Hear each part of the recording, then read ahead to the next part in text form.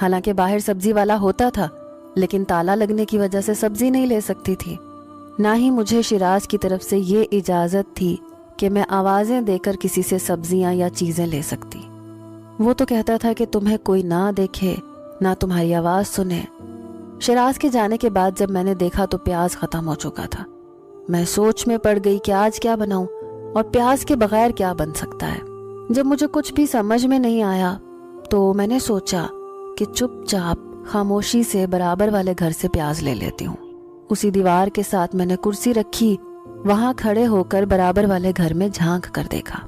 صحن بالکل خالی تھا، لیکن کچن میں کھٹ پٹ کی آوازیں آ رہی تھیں، مطلب گھر میں کوئی خاتون کھانا بنا رہی تھی۔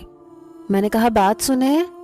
یہ کہنا تھا کہ کچن سے باہر آنے والا ایک مرد تھا، جسے دیکھ کر مجھے آواز دینے پر پچھتاوا سا ہو رہا تھا۔ کہنے لگا جی آپ نے آواز دی؟ میں نے کہا وہ میں سمجھی شاید کوئی خاتون ہے، آئی ایم سوری۔ وہ کہنے لگا کوئی بات نہیں، کہیے کیا کام ہے آپ کو؟ میں نے کہا مجھے کچھ پیاز چاہیے تھی۔ کہنے لگا ابھی لاتا ہوں۔ تھوڑی دیر کے بعد میں پیچھے ہٹنے لگی جب کہنے لگا یہ پیاز لیتی جائیے۔ میں نے شکریہ کہا اور نیچے اتر کر کھانا بنا لیا۔ میں سوچنے لگی کہ یہ پلیٹ اسے واپس کر دیتی ہوں۔ میں کرسی رکھ کر کھڑی ہو گئی۔ اس وقت وہ صحن میں جھاڑو لگا رہا تھا۔ میں نے کہا بھائی صاحب۔ اس نے میری طرف دیکھا، کہنے لگا میرا نام وجاہت ہے۔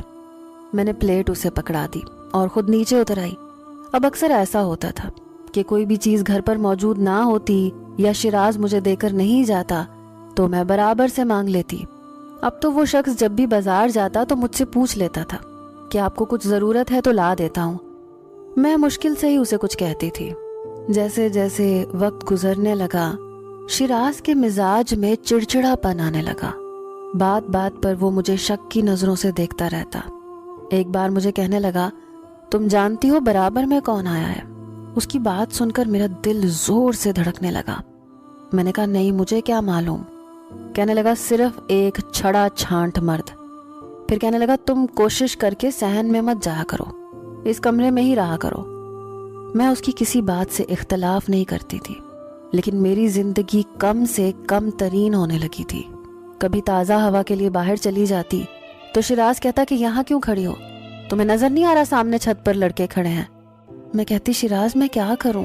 کیا تازہ ہوا پر میرا کوئی حق نہیں ہے؟ اگر کوئی کھڑا ہے تو کھڑا رہنے دو۔ وہ کہنے لگا تمہیں دیکھ رہے ہیں، یہ دیکھ رہے ہیں کہ اتنی